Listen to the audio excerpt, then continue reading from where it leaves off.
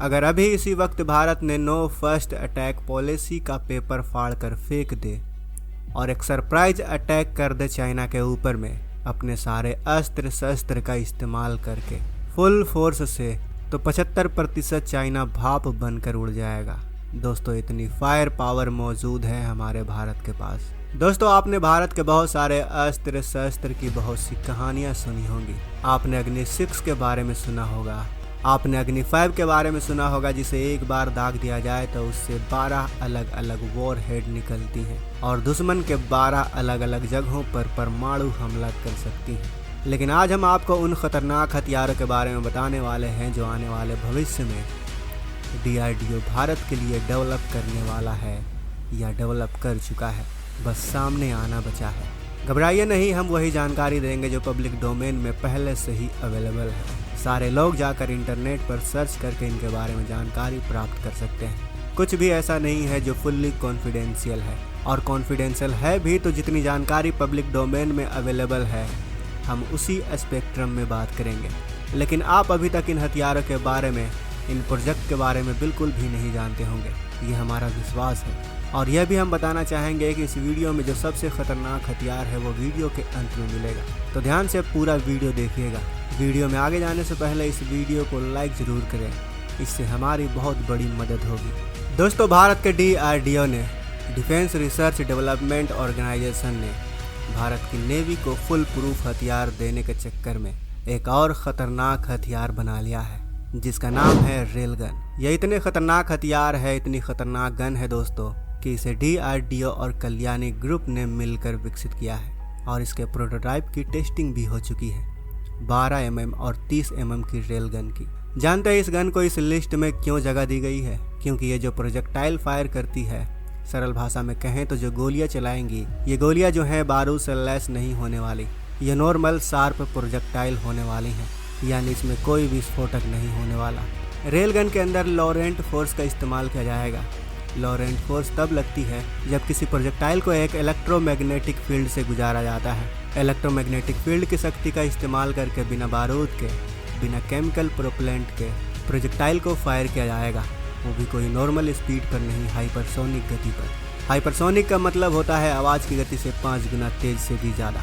आप समझ रहे हैं, इसका इस्तेमाल हर तरीके से किया जाएगा। भारत की नेवी के डिस्ट्रॉयर शिप में इंस्टॉल कर दिया जाएगा, जो आने वाली किसी भी मिसाइल को, किसी भी ड्रोन को, किसी भी दुश्मन के एयरक्राफ्ट को मार गिराया जा सकेगा।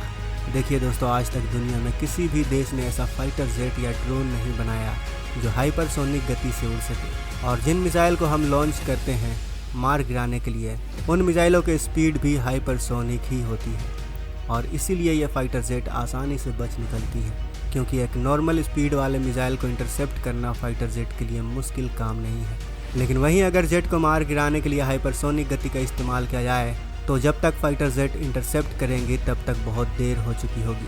अगला प्रोजेक्ट है वो है एंटी सैटेलाइट वेपन, और इसकी टेस्टिंग भी हो चुकी है 27 मार्च 2019 को मिशन शक्ति के तहत। यह वह तकनीक है जिसके माध्यम से भारत अगर चाहे तो दुश्मन देश के किसी भी उपग्रह, किसी भी सैटेलाइट को ज़मीन से वार करके नष्ट नाबूद कर सकता है। देखिए, आज की डेट में जिस भी सेना के पास इंफॉर्मेशन है वह युद्ध में अजय रहेगी, क्योंकि आज का जो युग है वह इंफॉर्मेशन वॉर का है। अगर आज हमारे सोल्जर बॉर्डर पर लड़ रहे हैं और अचानक से उनको किसी एयर सपोर्ट या फिर मिसाइल स्ट्राइक सपोर्ट की ज़रूरत पड़ गई, उन्होंने हेडक्वार्टर पर कॉल किया, उन्होंने सपोर्ट मांगा, तो दुश्मन चाहेगा कि हमारी जितनी भी मिलिट्री लाइन है उनको अपने मिलिट्री सैटेलाइट से हैक करके इंफॉर्मेशन लेते रहें, ताकि उनको हमारी हर चाल का पता पहले ही चलता रहे। ज़रा कल्पना करें दोस्तों, अगर ऐसा हुआ तो हमारे लिए कितना घातक होगा।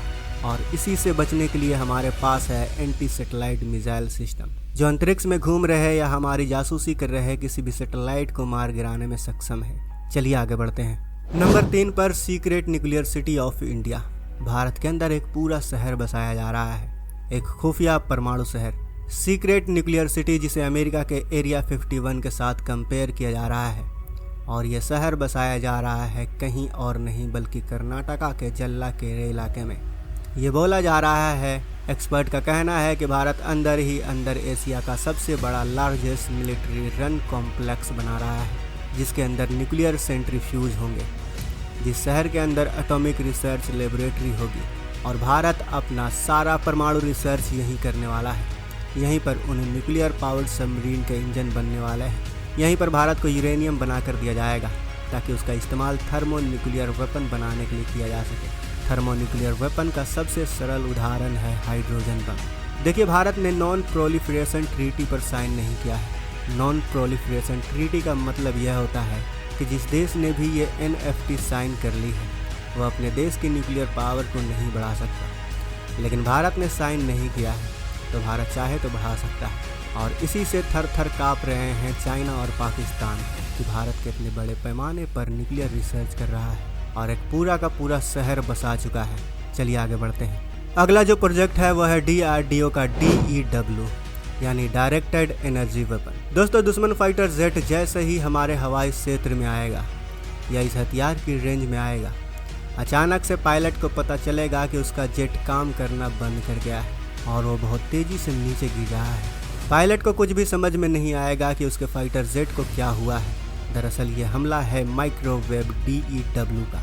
दोस्तों, माइक्रोवेव DEW का हमला अदृश्य होगा।